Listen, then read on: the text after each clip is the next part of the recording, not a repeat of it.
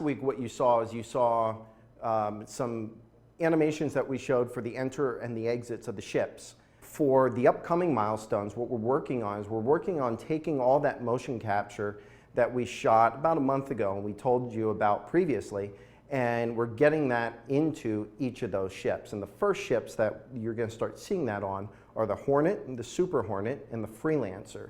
So for the persistent universe, we're also working on life animations, things such as behind the bar, at a booth, sitting in chairs, leaning against walls, various things within the persistent universe that are going to give the whole thing life, just on the planets in general, and things like that. Hey everybody, and welcome to Reverse the Verse. We're changing things up a little bit, so I want to explain a few things. First, my name is Eric Kyron Davis. I am the senior producer for the Los Angeles studios, and I'm joined by our animation director, Mr. Steve Bender. Say hello. Hi guys. So we're trying something a little new this week, and you'll start seeing this every week going forward. So you saw the Around the Verse yesterday. We're trying stuff a little different. This week was the Los Angeles studios, so Reverse the Verse will be in Los Angeles. And what we'd like to focus on are the topics that we talked about in Around the Verse. But before we get started, I want to thank the subscribers.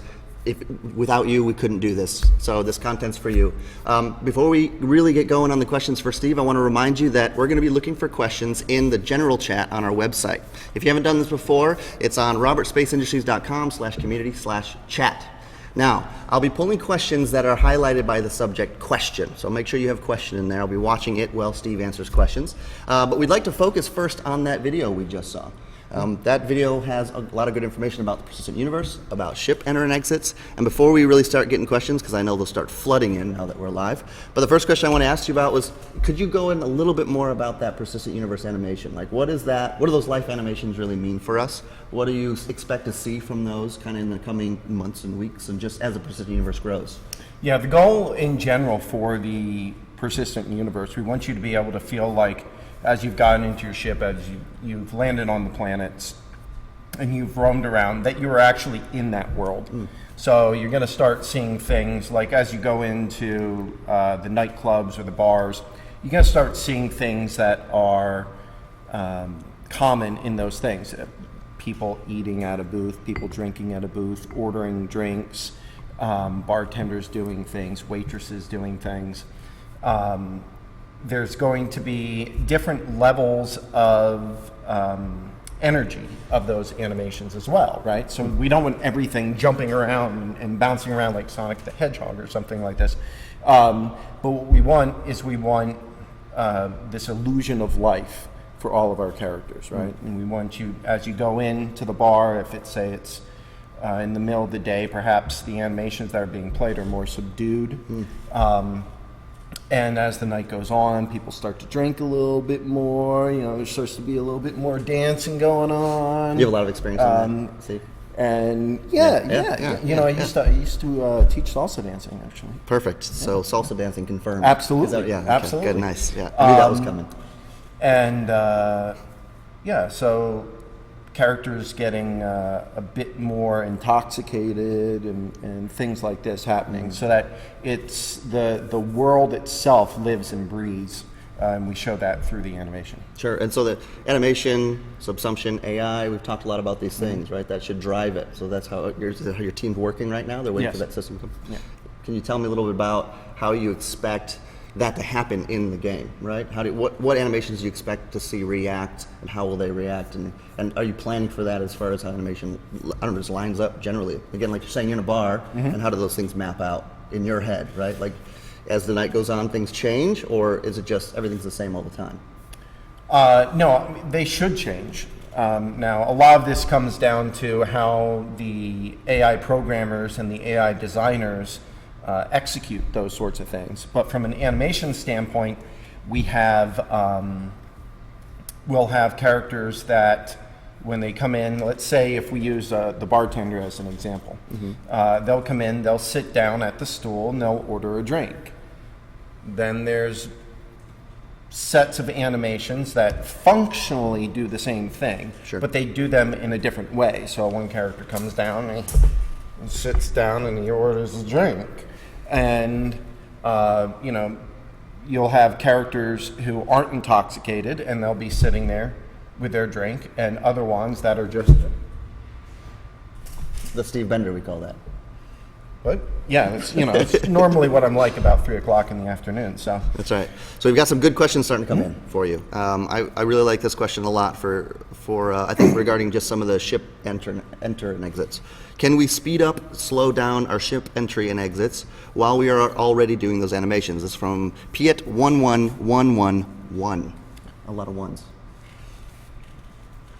the answer is kind of yes and kind of no. So the goal eventually with the enter exit. So as you might recall from when we showed you guys the ship enter exit updates in I think it was about 2 weeks ago or 3 weeks ago. Mm-hmm. We intend that the current one, I call it Grandpa Goes to the Store, which is in the Hornet, is somewhere I think in the realm of 8 seconds faster. So he gets in at quite a pace. And you can also, eventually, you'll be able to utilize your walk modifier, and your character will climb into the ship in more of a relaxed sort of pace, still faster than Grandpa Goes to the Store. Right. And with a shift modifier, he would then get in there in an emergency way. Same thing with getting out. So say your ship's about to explode, and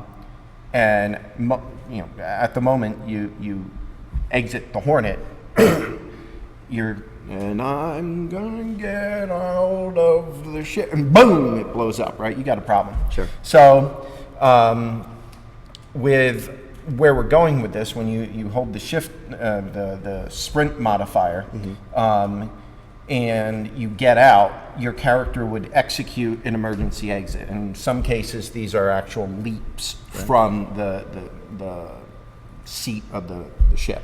Awesome. Now, as far as whether you can execute a change in the animation that is playing, say I hit the F key to enter the Hornet, and then as I'm playing the enter animation, I then hold the shift key, the sprint modifier, in hopes of it going emergency enter. At the moment, there's no piece of technology that allows us to do that. It doesn't mean it's not possible, but if you think of the way that characters connect to the ship, right? So we have to climb up, we climb this railing, so I'm gonna go left, right, left, right, left, right, climb in. On the emergency, because he's leaping quite a distance to get up onto that ladder in the first place, he may not be left here where he needs to go left, right, he's going to be on offhand. So I don't know how that would function. The first thing is getting those 3 speeds in. Sure. So from both an animation standpoint, we're starting right now on, we're focusing rather on the combat speeds, because that's the one that players are using most of the time.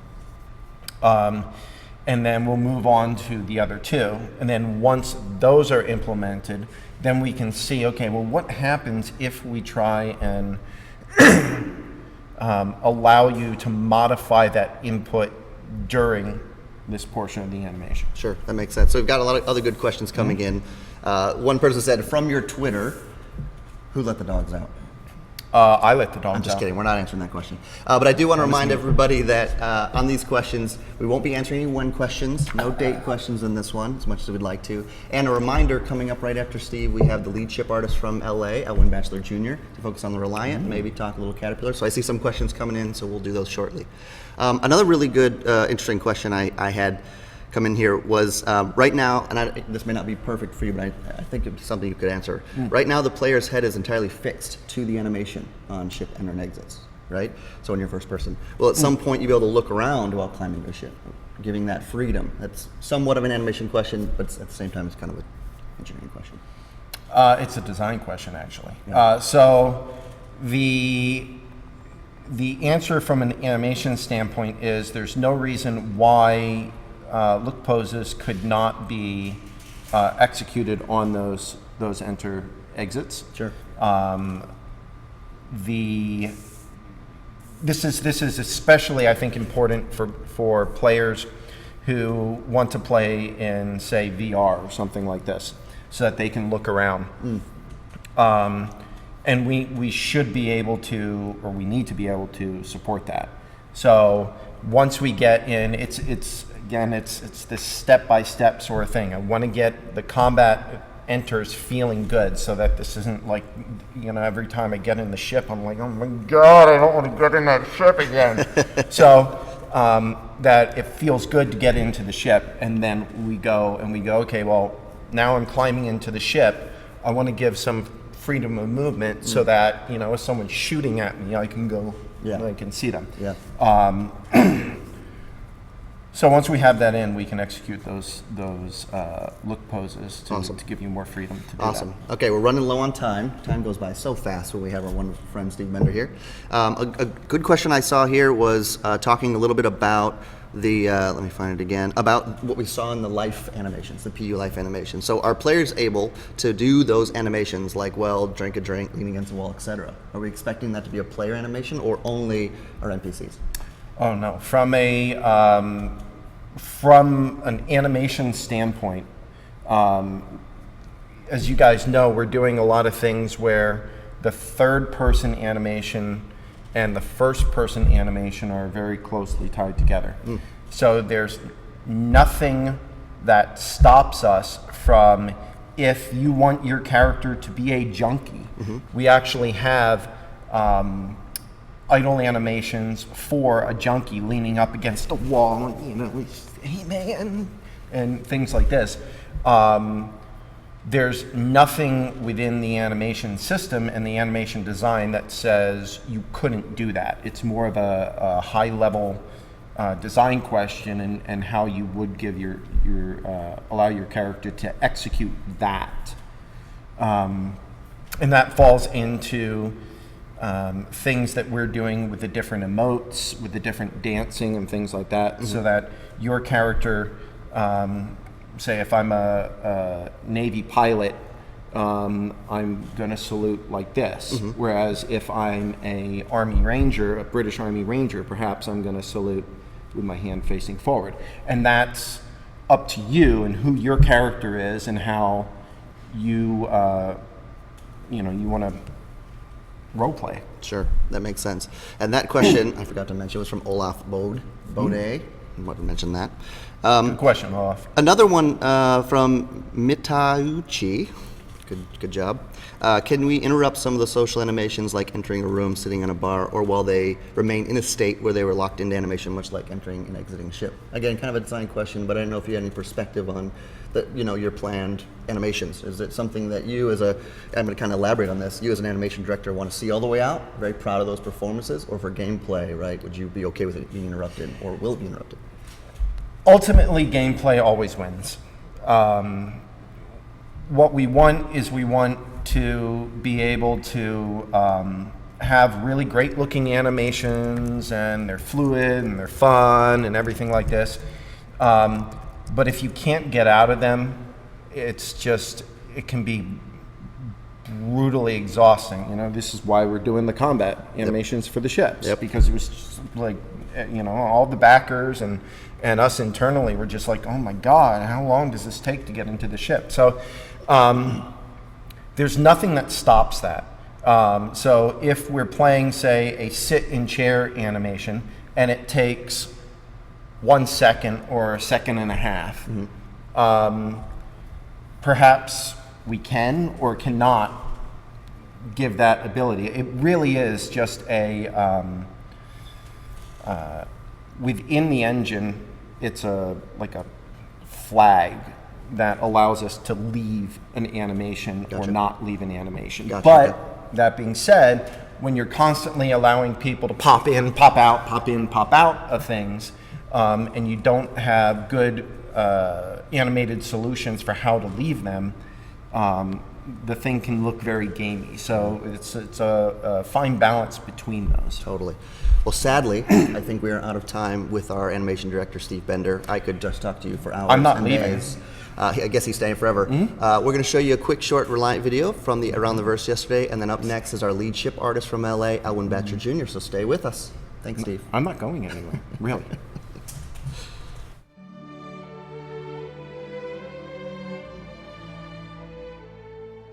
2.5 is right around the corner. One of the exciting things is going to be the Reliant being flight ready. Now, Dave Hobbins actually hooked us up with some really awesome concept art, and then the team around the world has been making this ship come to life.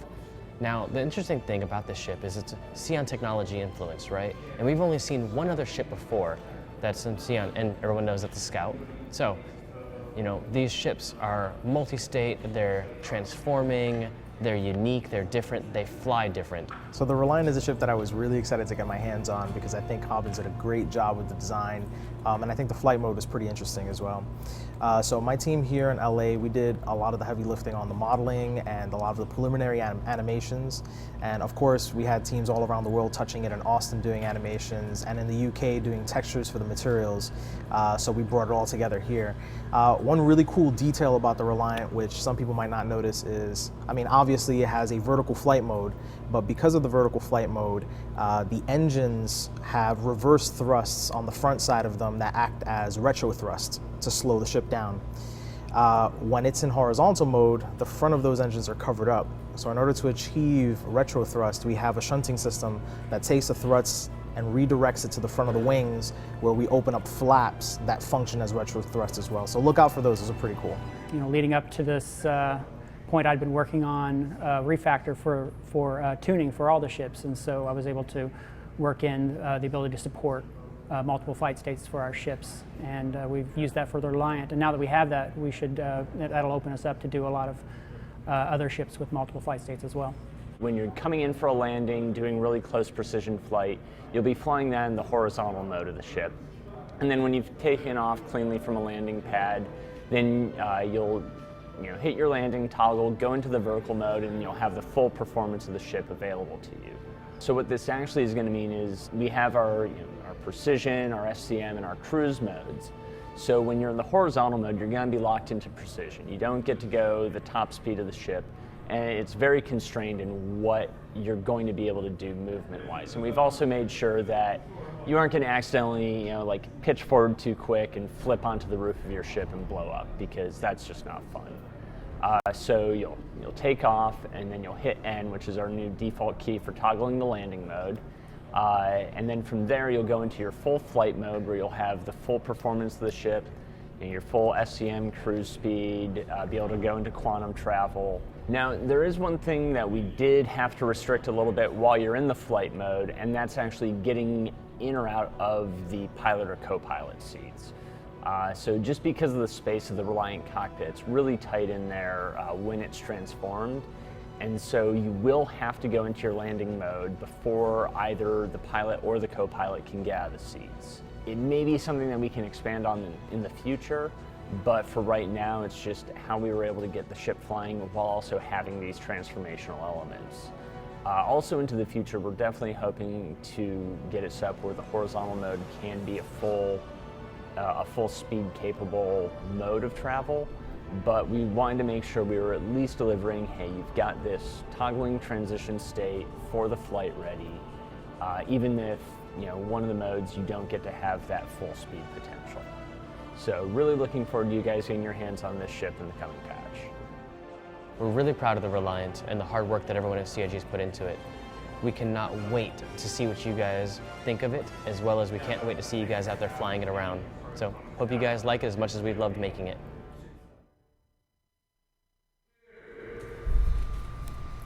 Hey everybody, and welcome back to Reverse the Verse. We have our next special guest from the Los Angeles studio, Mr. Elwin Bassler Jr., our lead ship artist. Howdy. Yeah, I was going to say hello, but you've already said hello. So please get your questions going. To kind of start us off, I wanted Elwin to tell us a little bit. He talks about it a little bit in the video, but I don't think we really go in depth about why he was excited about the Reliant. You talked a little bit about it, but I remember when we first started this, that was the ship that Elwin's like, if I don't do this ship, pitchforks and fireworks, right? It was a little bit like that. So tell me a little bit more about why that ship excited you just so much, right? Beyond what we saw in that video.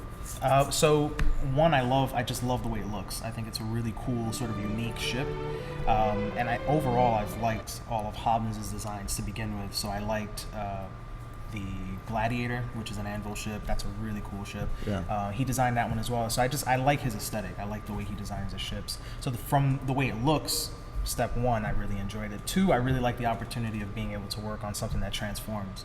Because when I model, I tend to spend a lot of time making sure that the animations are all going to work properly. So I'll go ahead and do mock animations, and that's how I essentially start. So I'm animating and modeling at the same time. It's part of what I really enjoy about specifically doing this type of work. So I saw that as an opportunity of being able to enjoy my work even more. Yeah, this is a good question. I really like it. I'm gonna tweak it a little bit. Zasek Dreadmort, he starts talking about the Reliant variants. So this is a specific design question, but for you as an artist, right? You know this ship has variants, right? Oh, yeah, I am aware. What Yes. kind of considerations did you take while developing this first one, this base one for the Reliant? In terms of how it will now affect the You got it, yeah, variants. exactly.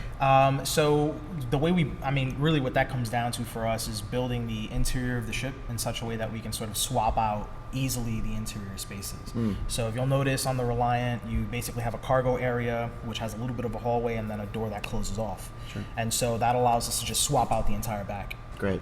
to whatever variant we want. So we can come up with any kind of crazy idea and then just fill in that space. Sure. And the whole back area, the exterior, is also detachable. So if we really want to go crazy and do something that breaks out of those bounds, then it'll be more work, but Yeah. it's technically doable. That's great. So we were thinking about that, obviously, Oh building yeah, the of course. ship. Yeah. I mean, I don't know if you remember, but from the concepts, Hobbins had already done a few variants. did, yep. To And just start kind of with. thought through those ideas at that so, point. Yeah. Yeah, so we basically kind of have an idea of what we need to accommodate for with our initial design. And the idea is, the initial build of the ship should accommodate what we want to do with all the variants. It reduces the workload and allows us to get stuff out faster. Yeah, for sure. This is a great question from Kudos. What was the most challenging aspect of building Reliant? Like what, we talked about Hobbins fleshing out the idea of the variants. You were obviously in those conversations. I remember you were very active in all that. Yeah. But what was the challenging thing that you had for this ship? I think that for modeling specifically, the biggest thing that we had to work around is the height space inside of the ship. Yeah, sure. So we ran into an issue where with the original concept, if we built it exactly as it came in, the player wouldn't have enough space to actually walk into the cockpit without having to crouch. And so that was kind of a problem. That meant we had to make some design changes on the fly while building the ship to accommodate for it. And the final version of it is a little bit thicker, but we did it in such a way that hopefully people don't notice that Sure. it's that much different. But that was the biggest challenge, I think. What I loved about that one is I remember we had that conversation. We were talking about, okay, that's going to shift the schedule this way. We've yeah. got to make this adjustment. What I also love about the process, this creation process, is the now Reliant. I don't even think about the old one, right? You can, when you walk through this process, you kind of fall in love with parts that you kill. You kill your darlings along the way because it was a great idea, but in execution it didn't come to fruition as much as you'd like. And that's really interesting, right? I think that's one of the things I love about game development is things change and adjust for the better, generally in the long run, if you got the time. Yeah, I mean, it's a constant work in progress. I would say that also one of the other challenges as a whole for the entire team, not just modeling, is the rotating of the seats and the rotating of the cockpit. Just that whole mechanism was a really big challenge for the team as a whole because it's unique specifically to this ship. And we try to build things as modularly as possible so we can apply it to as many assets as possible. So anything on a ship that's very unique to that ship is always going to present a bit of a challenge. Yeah, for sure. And it's one of our multi-state ships right now coming on up the Shan I think Scout. it's the first, right? The Scout was technically the first. That And is we've got more true. work on. That is true. But that is a unique challenge. We've got John Pritchett in-house right now, and as our flight physics engineer, he's working a lot on actively looking at how to make that legit within the game, that we can start putting as many multi-state ships as we can in, so it's and just they work perfectly. Yeah, They work yeah. as we intended, they work as you modeled them, they work as we animated them, without much back end, magic, right. as much back end magic as you need. Because what people don't realize with ships that move like that versus just the steady state, they don't do anything. There's quite a bit of engineering work that goes into that. Oh, yeah. And we need to engage, I know John early on, and the engineering team going, hey, it's going to move like this. We'd obviously talk about it in concept, but it's interesting when it goes, okay, now we got to really put that in. How does that really Yeah. work? How does that work with the whole system? That's a Right. pretty big one. How do you make it happen? And also, any transforming ship also affects the physics entirely. That's so right. that's why John's super important to the process. That's right. So we're running low on time already. Jeez Louise. But let's shift a little bit to the Caterpillar. I'd love for you guys to start throwing Caterpillar questions if you had them, since we have the man help driving the team here with the Caterpillar team. What's interesting about that ship? What do you've enjoyed about making that ship so Oh far? man, all kinds of stuff is interesting Yeah? about that Yeah? ship. It's one of the most modular ships I think that we'll be getting out within this time period. Half the ship is literally swappable. It won't be when it first comes out because we still have to make the other modules, but the intention is that you can just grab half to 50% of the ship almost and be like, boom, this is gone, I'm throwing something else in place. The command module detaches. You've got a tractor beam operator on the other side. I think it can, to be fully operational, you might need up to like 8 people or something like that. Yep. So I think it's really, really cool because it's a Constellation or Retaliator sized ship that, depending on how you kit it out, will behave like a capital ship because it can carry so many small ships inside of it. That's great. Those being the Dragonflies. Sure. So I think for me, one of the most exciting things about it is just being able to fill it with Dragonflies and just let them all buzz out. Sure. It's going to look like a small capital ship flying around, yeah. Were there any modeling challenges you had in creating this size ship versus, because this is the first big ship we've really created in LA. Obviously Yeah. the ship team is a global team and Nathan's driving that and you guys are working really closely together as much as we can across thousands of miles. But this is the first big ship for our team here with Daniel and Jen. And how have the challenges been for that Caterpillar? Well, I mean, the biggest challenge is just the volume of content.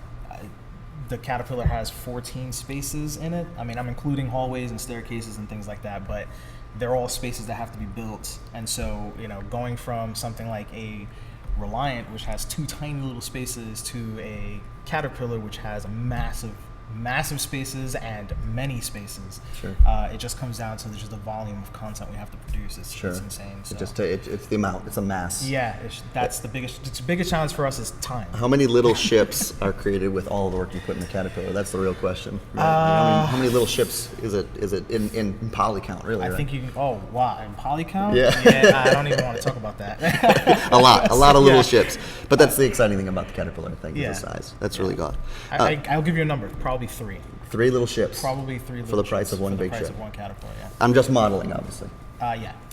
Somebody asked a question about we've gotten a lot of design questions, which I would love to answer those, but this is our ship artist. But working with design, right, on some of the hard points, some of the actual interactions that design has, how's that conversation been going? How's that dialogue been going with design? It's been great. I mean, we've worked with them from the very beginning to do sort of a block out of the ship. So at the very beginning, the first thing we did was block it out, make sure all the spaces felt, kind of right, and for gameplay reasons. And then once that was set, we went in there, did a tiny little bit of lighting pass, and then used that to move it over to the concept artist, who started doing amazing work fleshing that ship out. Sure. And then that guy sent it to us, and we built it out. But the interaction specifically with design has been great. I mean, what tends to happen with us building some of these ships is design will have a really cool idea, and we'll go ahead and try and the first implementation of that and be like, yeah, this is not going to work. Yeah, design, sure, yeah. like maybe we should go in this direction instead. One example would be the original Caterpillar had ramps on the sides of the cargo modules, but in order to stick with the restrictions in our game metrics, that would mean that the ramp would have to go out about 13 meters, which is ridiculous. You're not storing that anywhere. Sure. So that forces us to sort of move in a direction where the walls come down as elevators instead, so we don't have to deal with that. So that's just one example of the changes we had to make, and that happens in almost every room. Great. Yeah. Well, I think that's about it. We're out of time with Elwin. Sadly, it's already time to end, but we really appreciate you joining us. I don't know if you guys saw it on our recent ATV, but we had a new logo created, and that logo was created by Hannes. We're going to show you that here real quick, and then Jared's going to join me for the wrap-up, and then that will be it, sadly. So thank you, Elwin, for joining us. Thanks for having me. All right.